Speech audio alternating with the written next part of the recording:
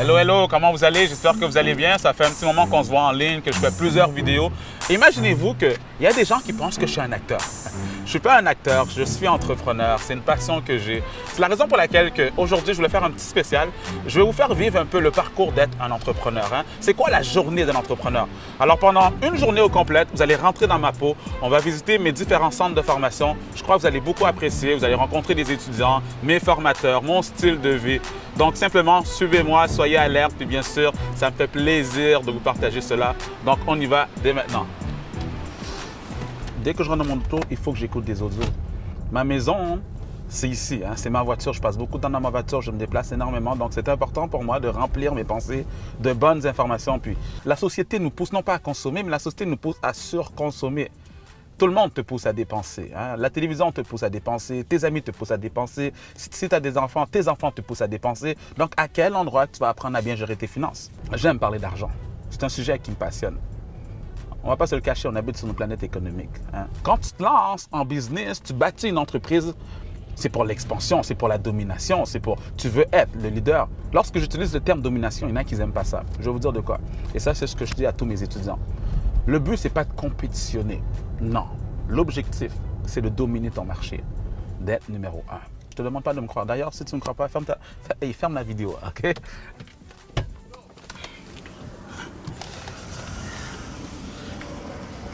On est présentement arrivé à notre centre de formation situé sur la rue Saint-Hubert à Montréal.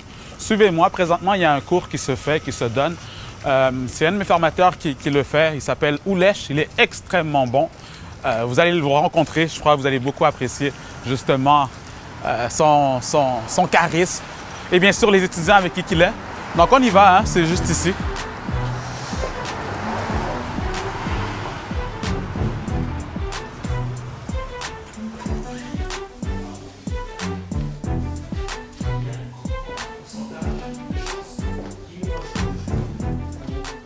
Hello, hello! Vous êtes tous rendus des superstars maintenant. Une petite vidéo de surprise, on fait un mini documentaire, voyons-le comme ça. Et aujourd'hui, c'est un cours sur la vente. Donc, on croit énormément à la vente au sein de la firme Maxime Victor. C'est la raison pour laquelle vous êtes là. Imaginez-vous que la majorité des entreprises échouent. Maintenant, je donne un cours, vous devrez en plus. La majorité des entreprises échouent parce qu'il manque de vente. Ce n'est pas vraiment dans notre mentalité, la vente. Mais vous devez devenir de très bonnes vendeuses, non pas simplement des entrepreneurs. Ça va, Sarah? J'ai reçu ton courriel, là. Donc, on va se contacter sous peu. Vous trouvez ça drôle? C'est comme ça, c'est ça, être des actrices. Excellent. Ouais. On est présentement dans une petite salle d'attente. Lorsque les étudiants ont des pauses, c'est là qu'ils viennent. Ils viennent s'asseoir, ils viennent prendre du café. Et puis, ici, c'est une de nos salles de conférence. Souvent, lorsqu'on a des meetings beaucoup plus exécutifs, on pourrait dire sérieux, c'est là qu'on se met. Les gens aiment bien, quoi. Donc ça, c'est notre deuxième centre de formation. La raison pour laquelle on l'a ouvert encore sur Montréal, c'est parce que on a quand même une très grosse croissance au sein de la firme Maxime Victor, puis on devait justement ouvrir un autre bureau. Je crois beaucoup en l'expansion, à la croissance, et il faut que je montre l'exemple. Alors, on y va.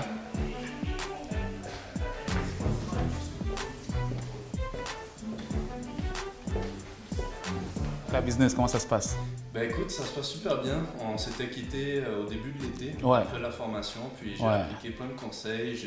Je suis en train de développer mon site. Excellent. C'est en train d'avancer assez bien. Excellent. Mais je ne te manque pas qu'avec la rentrée, beaucoup de travail au bureau, comme tu le sais. J'ai un travail qui me prend beaucoup de temps, environ 45 heures par semaine. Je suis père de famille. Et je ne dois pas te mentir, j'ai une difficulté à laquelle je suis confronté régulièrement. C'est rester concentré à mon travail au bureau. En fait, faire la part des choses. Rester concentré au bureau et ensuite être chez moi et concentré sur mon site Papa est là. Totalement. Donc, est-ce que tu aurais des conseils à me donner? Des conseils à te donner par rapport au fait que, tu sais quoi, tu as besoin de plus de concentration, réussir à jongler avec les deux? Être à mon bureau, être concentré, mettre de côté mon projet entrepreneurial qui me passionne, mais qui pour l'instant ne paie pas mes factures. Donc, réussir à être concentré sur mon travail. Excellent. C'est une bonne question parce que je crois que ça touche plusieurs personnes lorsqu'ils lancent leur entreprise, mais à la base, souvent, ils sont salariés, ils ont un emploi. Et c'est quand même assez sage de ta part de ne pas lâcher ton emploi d'un coup. Parce que parfois, je rencontre qui me disaient « Maxime, devine quoi, maintenant je suis entrepreneur à temps plein, donc j'ai lâché ma job. » Je leur dis « Non, fais pas ça. Il y a une période de transition. Moi, une bonne période de transition pour moi, c'est environ 1 an et demi, 2 ans. Je sais que ça fait long lorsque je dis ça aux gens, mais pendant 1 an et demi, Boris, tu n'auras pas le choix de dealer avec ta job et également aussi avec ta business. Donc, pendant ce 1 an et demi, c'est que lorsque tu as fini de travailler, il faut que tu rentres à la maison et c'est là qu'on demande des sacrifices. Hein, pourquoi des sacrifices? C'est que maintenant, il faut que tu libères ton temps. Hein? Sûrement, je ne sais pas, on a parfois des activités parasites. Hein? Certaines, c'est de quoi je parle. Hein? Parfois, ça peut être les réseaux sociaux, les téléséries, les jeux sur le téléphone. Donc, il faut que tu élimines sur ces activités-là que dès que tu arrives à la maison, après, bien sûr, ton emploi, tu te mets directement sur ton projet. C'est pas vrai que c'est tout le monde qui a envie de s'entraîner. C'est pas vrai que c'est tout le monde qui a envie de faire ses lectures. C'est pas vrai que c'est tout le monde qui a envie de bâtir son entreprise quotidiennement pendant qu'il y a un job. Donc, il faudra du courage. C'est pour ça que je dis souvent qu'il faut avoir le courage de commencer et le courage de ne pas renoncer. Alors, la question, c'est comment aller chercher ce courage-là? Comment chercher cette motivation-là? C'est de mettre en place une routine de succès. Hein? À chaque jour, il faut que tu mettes en place un système qui va programmer tes pensées. Hein? Par exemple, moi, ce que je conseille, c'est ce que je fais aussi, c'est à tous les matins, lorsque je me réveille, il faut que j'écoute des audios. Hein, c'est la raison pour laquelle que j'ai mis en place le programme 365 Actions. Hein, c'est un audio par jour que je t'envoie. Donc, il faut que tu mettes en place une routine de succès. C'est quoi ta routine de succès à toi pour garder justement cette constance à travailler, à rester motivé, avoir le courage de ne pas abandonner et bien sûr, éventuellement, lâcher ton emploi et faire à temps plein ce qui te passionne. Mais avant de faire ce qu'on aime, il faudrait avant tout que tu fasses des choses que tu n'as pas envie de faire, telles que travailler sur ta business pendant que tu es fatigué. Donc, on vient de faire la visite de notre premier centre de formation. On va maintenant au deuxième, qui est sur la rue Queen Mary. Donc, c'est métro Snowden, pour ceux qui connaissent Montréal.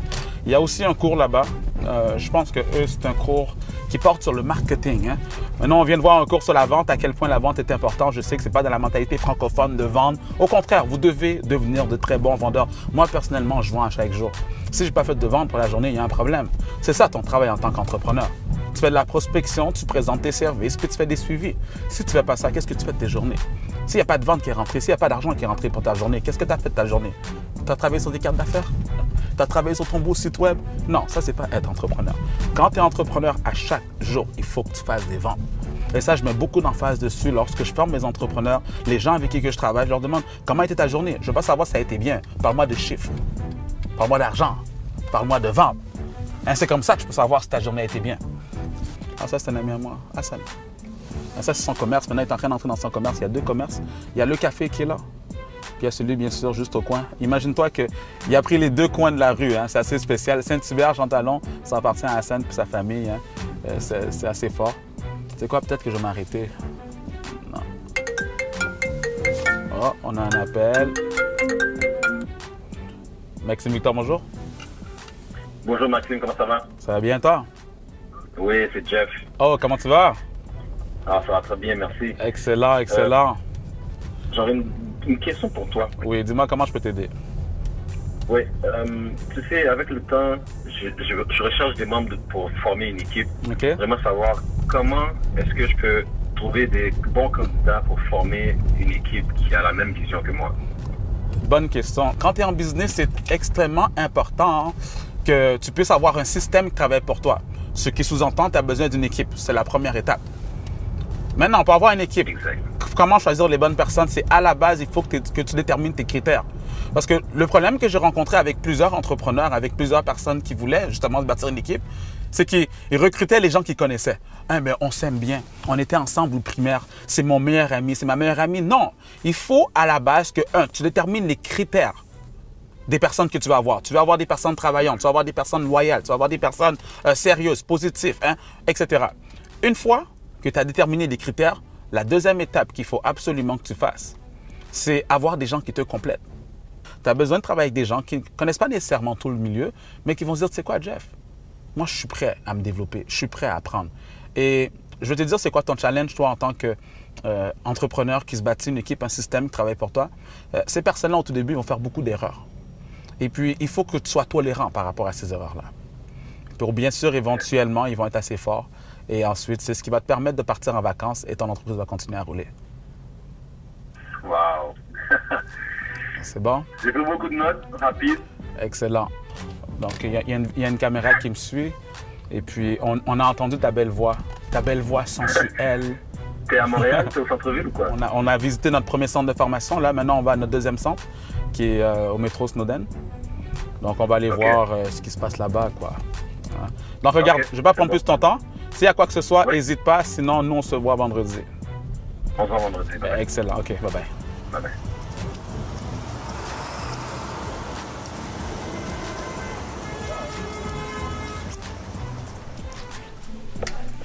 On est présentement à notre autre centre de formation situé sur la rue Queen Mary à Montréal.